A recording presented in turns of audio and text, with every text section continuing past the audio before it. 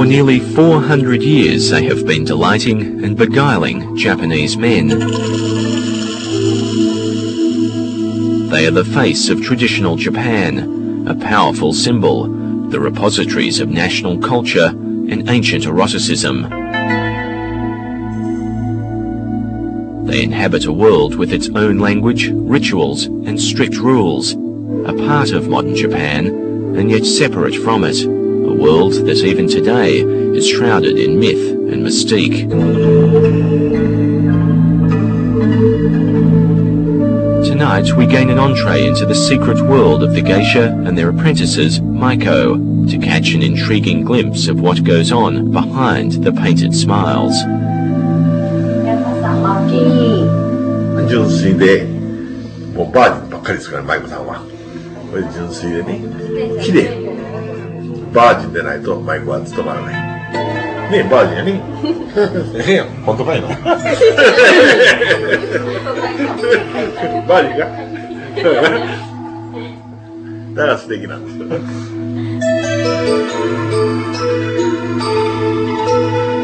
Wonderful perhaps, but also fragile. Japan is changing, ancient culture is dying, and despite their history and beauty, so are the geisha.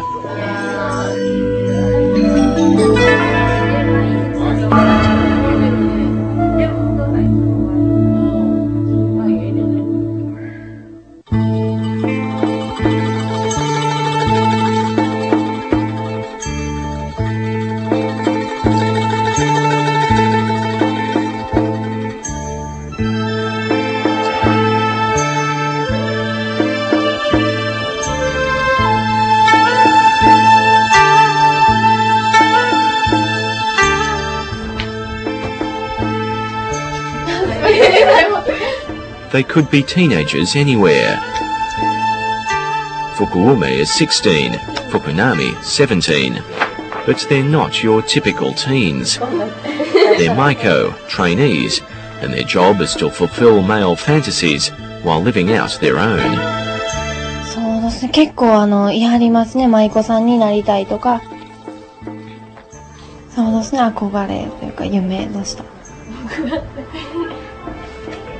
ね、うちはこういうお着物とかそういうもの、舞妓さんしか着られへんようなお着物とかをちょっと着てみたいなと思ったのと、あとやっぱり有名なね芸能人とかに会えるってね聞いてたさかいに。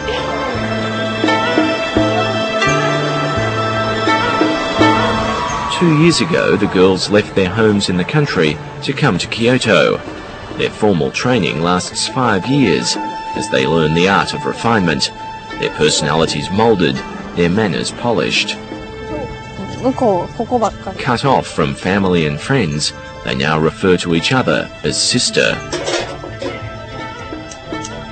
どのくらいやっぱ自分が思ってたよりはすごい厳しい世界やなと思うんですけど、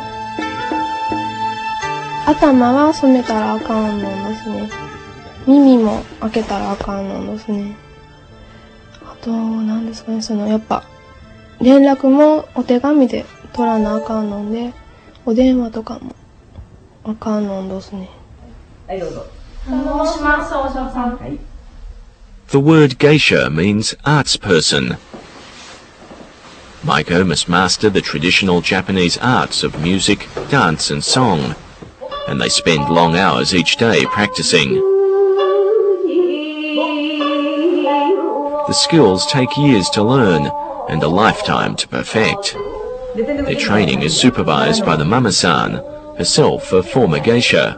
As far as she is concerned, discipline is the key. 毎日お稽古っていうのは積み重ねです。何でもオリンピック選手でもそうですけど。このお客様にはいいけど、このお客様にはダメじゃなくて、いろんな方に対応できて、そこでまた出過ぎずに、で、踊り踊ってても綺麗やな、歌歌っても、上手やな、もうちょっと立ち振る舞いしても、違うな。Every afternoon, these girls transform themselves into the epitome of traditional Japanese sex appeal. All traces of individuality are painted over. 今、お稽古してた時とはまたなんか違う感じがしますね。Japanese men find the red colorings tantalizing, and this fork of naked skin apparently drives them wild. The entire process takes more than an hour. うちがよく言われるのは夢を売っているとかそういう風に教えてもうたりしてますけどね。お座敷やらでやっぱりお客さんやらがね来てくれはったらここはもう現実じゃないというかそういう世界を作らなあかんっていう風にね言われたこともあります。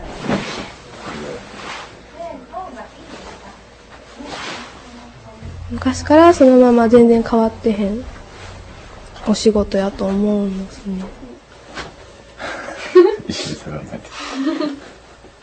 他のお仕事はどんどん変わっていってると思うんですけど、このお仕事だけはもうずっと一緒やと思うので。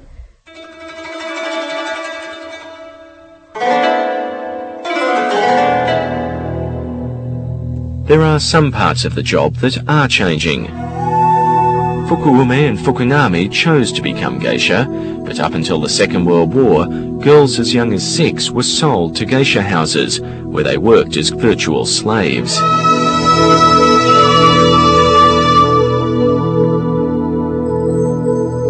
Sex was part of the business.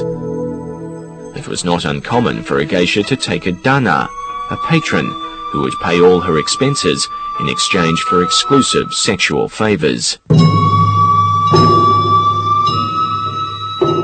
At the age of 13, many girls had their virginity auctioned off. Wealthy men would pay a fortune for the privilege. The deflowerer, who would be quite an elderly man, would meet the geisha every night and rub egg white on her thighs. And work his way up a little bit each night, so that in about a week she'd be more used to the idea than she had been to begin with. And then he would actually conduct the deflowering in a private little room, and probably they would open their kimonos. They wouldn't actually take them off because people didn't do those things naked in those days.